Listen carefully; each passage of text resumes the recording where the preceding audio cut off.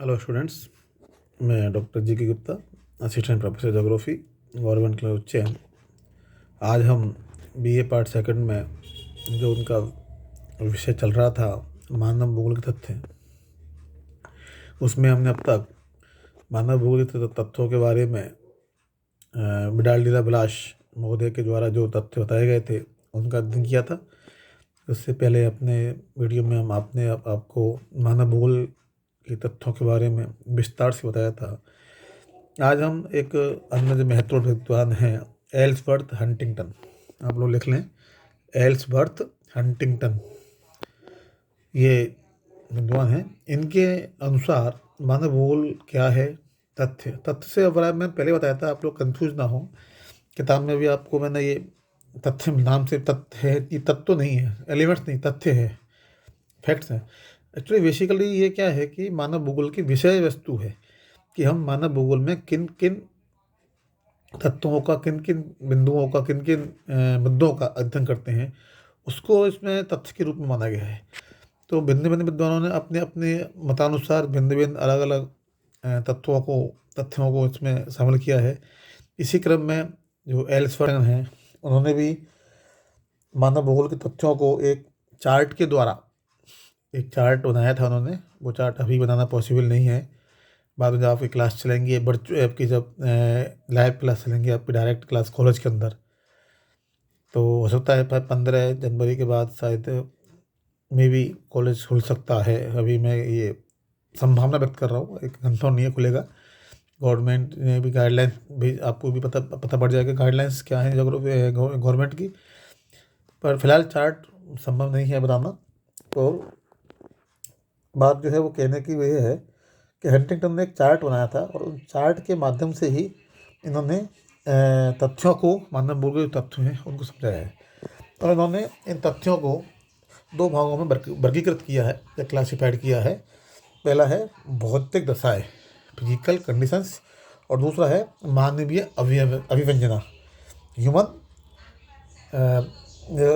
जो इसका मानव का जो है ह्यूमन रेस्पॉन्स, अभिव्यंजना को अपन कह सकते हैं रेस्पॉन्स या मानवीय प्रतिक्रिया, यानी मानव उस प्रकार के कैसे इसको रेस्पॉन्स करता है।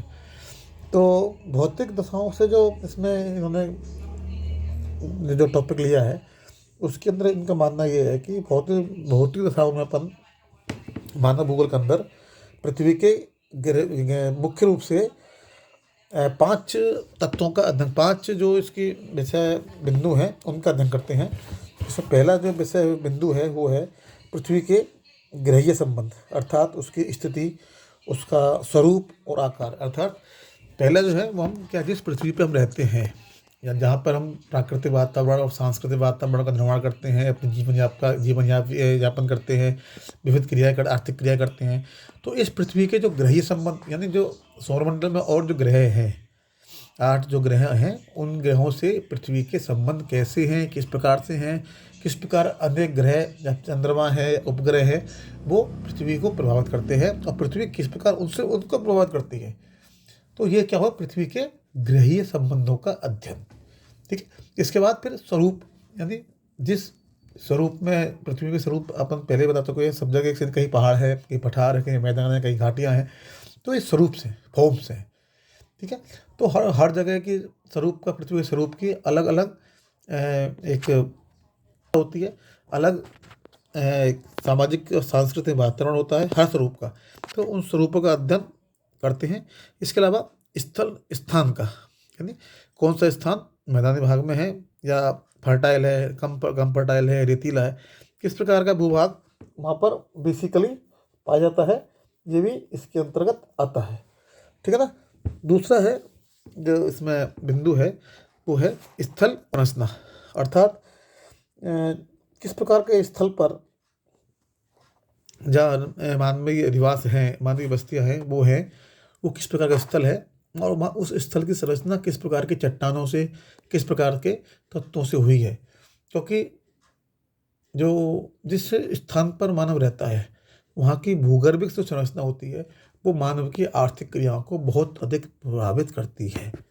आप देखते होंगे जैसे डेजर्ट में खेती का अभाव है, जबकि गंगा यमुना मैदान में खेती प्रमुख व्यवसाय है। ठीक है ना। इसी इसके विपरीत जो प्लेटो है, इंडियन प्लेटो है, पठार है, जो भारतीय साउथ जो दक्षिणी पठार है, वहाँ अलग आर्थिक क्रिया होती हैं। तो डिपेंड करता है वो कि उसकी संरचना कैसी है, उस संरचना के ऊपर भी ये निर्भर करता है। तीसरा जो है वो है जल की उपलब्धता, यानी जल उपलब्धता कि जो, क्योंकि पृथ्वी पर न केवल मनुष्य के लिए बल्कि पेड़ पौधों, अन्य जीव जंतुओं के लिए भी जल एक प्रधान आवश्यक तत्व है। और अब सामान्य देखते हैं कि सामान्यतः जनसंख्या घनत्व या जीव जंतुओं की उपलब्धता जो है वो वहाँ अधिक होती है जहाँ पानी का, जल का एक इजी स्रोत होता है, ठीक है ना। तो ये भी एक इसका अध्ययन करते हैं। चौथा है मिट्टी और खनिज। और इसमें अपन मिट्टी के मतलब पहले भी बताया था, मृदा किस प्रकार की है, किसी स्थान की मृदा उपजाऊ है, कितनी उपजाऊ है, अधिक उपजाऊ है, कम उपजाऊ है। क्योंकि जितनी जितनी आप देखना जनसंख्या के वितरण को आप देखें, विश्व में कहीं देख सकते हैं उसको आप, जनसंख्या के वितरण है वो मिट्टी की उपजाऊपन से सीधा संबंधित है। जैसे जैसे उर्वरा शक्ति बढ़ती जाएगी, जनसंख्या घनत्व बढ़ता जाएगा। जैसे जैसे मिट्टी की उर्वरा शक्ति कम होती जाएगी, जनसंख्या घनत्व भी कम होता जाएगा। तो मिट्टी की संरचना और इसी प्रकार खनिज, तो खनिज भी एक मानव के आर्थिक रूप से आर्थिक क्रियाओं को प्रभावित करने वाले बहुत प्रमुख तत्व है।